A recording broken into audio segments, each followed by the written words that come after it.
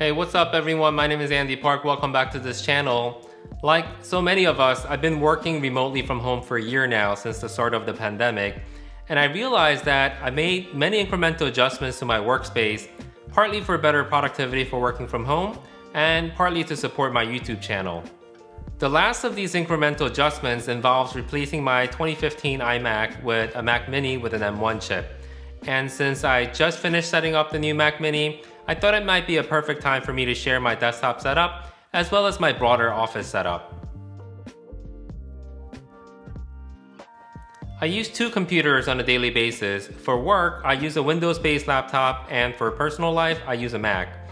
There's not much to say about the work laptop, except that it has all of the applications that I need to perform my job, and only those applications.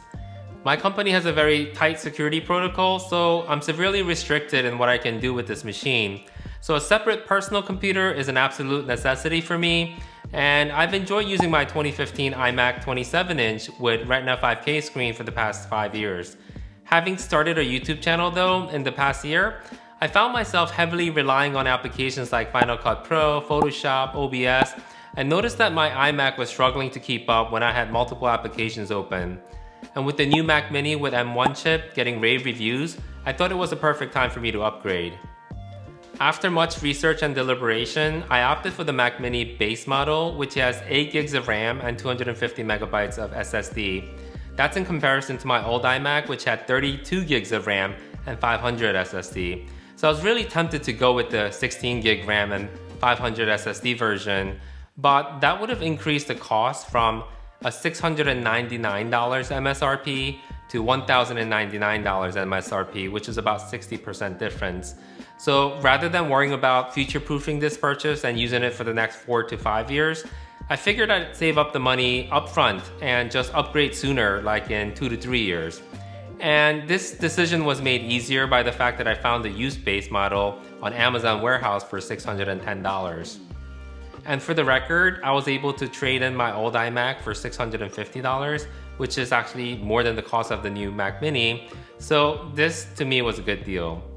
Time will tell if this base model will keep up with my demands, but a week into it, I'm very happy so far. Mac Mini obviously doesn't come with a monitor, and I do have a no-frills 22-inch monitor that I was using with my work laptop, but it would have been sacrilege to use that with my new Mac Mini. Deciding on the new monitor was actually even more difficult than deciding on the Mac Mini model. Coming from a 5K Retina display and having a budget of around $500, I knew that whatever I chose was going to be a downgrade. I considered a normal 4K 27-inch monitor, but ultimately decided on a 34-inch WQHD UltraWide monitor from LG, and I'll put the model number in the description below. The display definitely isn't as crisp as with the 5K Retina, especially for text, but I get a huge productivity gain by having multiple windows up at once and not having to cycle between them. And if you've been following this channel, you might have guessed that my default is to have my Outlook, Teams, and OneNote.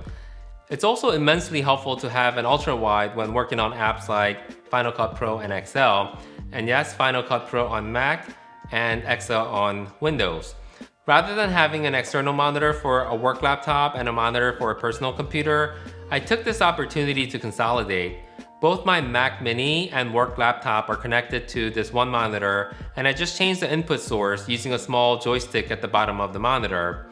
It's a bit of a hassle, but this forces me to separate work activities from personal ones.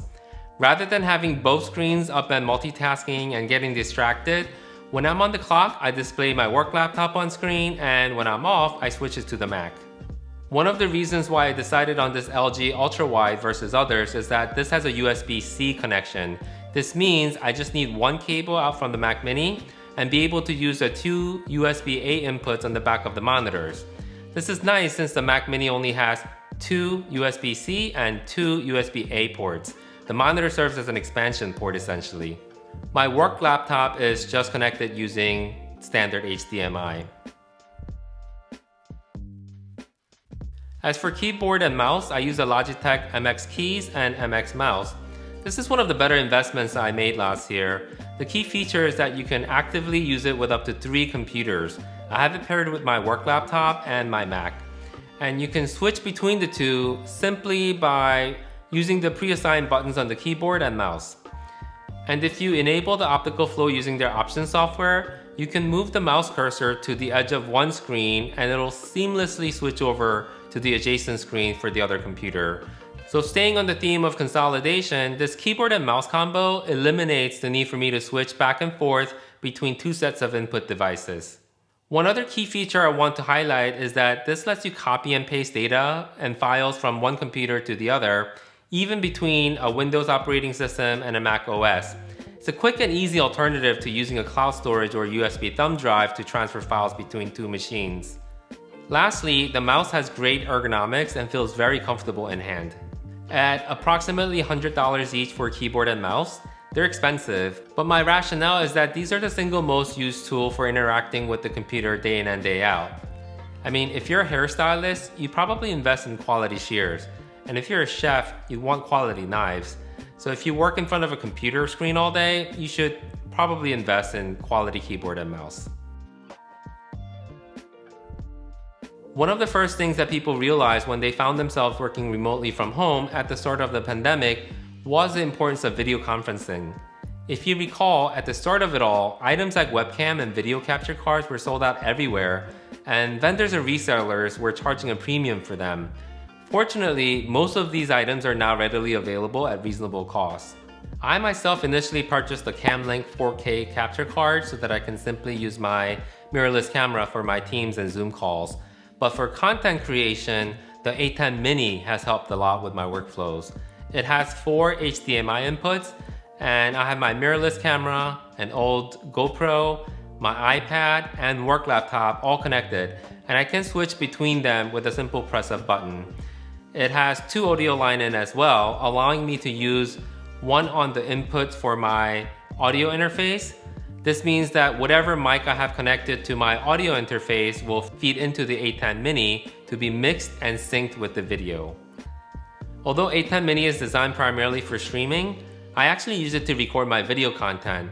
Switching from a talking headshot to a screen capture combined with audio all into my Mac Mini for recording either in OBS or an external recorder like my Adamus Ninja Star really helps with the workflow. I'm fortunate to have plenty of sunlight in the office, as you can see. I have light coming in from both sides of the room. If I need a little help, I'll turn on my key light, which is Godox SL60W. It's an LED light, and I use it with a basic shoot-through umbrella. And again, this is a rather crude solution, but it does the job. And I also have 3 LED light panels from Newer if I need help with some fill or accent. For audio, I've got a Rode PodMic, which is a dynamic XLR microphone. And these mics with XLR connections require an audio interface to connect to a computer. So I've got a basic one, which is a Scarlett Focusrite Solo. In between them is a cloud lifter. Generally speaking, dynamic mics have very low signal, so we often need something like a cloud lifter to add some clean gain to it. I have other mics, including a boom mic like the one that I'm using now, and lavalier mics, but I find that the dynamic mic works best for me. I live in a suburb, but I'm assaulted with noise pollution all the time. Between the lawnmowers in the spring summer and the leaf and snow blowers in the fall winter, there's always some noise outside. Dynamic mic does a great job of picking up sound that is very close to the mic and rejecting noise that are further away. So with this same logic, it does an okay job of reducing reverb or echo in my untreated room. I have a very high vaulted ceiling, and I have no rug and no fabric furniture in my office, so you can hear a lot of echo if I were to use something like a lavalier mic. And for a casual web call or web conference, when there isn't much noise outside, I use the Jabra mic speaker combo that is connected to my laptop. And for my new Mac Mini, I'm still working on a speaker solution. The Mac Mini has awful speakers. For now, I have it connected to a JBL Bluetooth speaker. Sounds okay, but there's a bit of latency. So when I'm watching a video, especially of a talking head, you can notice a very slight delay. So I'll probably invest in a pair of budget studio monitors soon. So, I mean, if you guys have any recommendations, feel free to drop it in the comments below. I do have two headphones. When I'm simply listening to music or watching a video, I'll use my Sony WH-1000 XM3 noise cancelling headphones. And I also use this for Teams or Zoom calls when it's noisy outside. But when I'm monitoring audio for my YouTube content, I use a V-Moda headphone connected directly to my Scarlett Solo.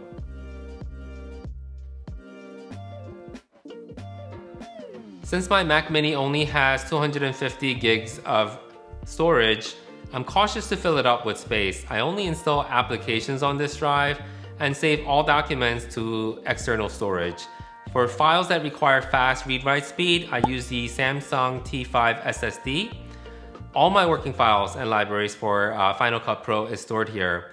The rest of the files for archiving and backup storage, I put it in my two regular non-SSD external hard drives. And since I have so many peripherals, I use an Anker USB expansion hub.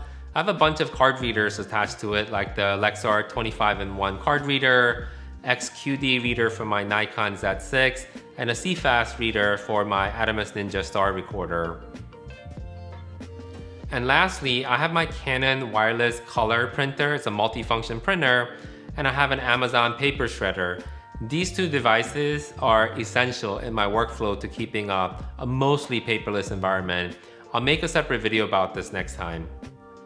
So that's it. I know this isn't the most beautiful or inspiring setup, but I have everything I need to do my job for work and to produce content for YouTube in the most efficient way I know how.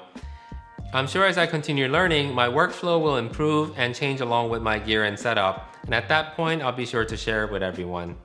As of me recording this video, my channel is almost at 1,000 subscribers. I'm actually 30 subscribers away. So thank you all for supporting me through this journey and for sharing your feedback. I'm still learning and I've got a long ways to go, so I appreciate your continued feedback, both positive and negative, as long as they're both constructive. And if you haven't subscribed to this channel yet, now's a good time for you to smash that button. Thanks, and bye for now.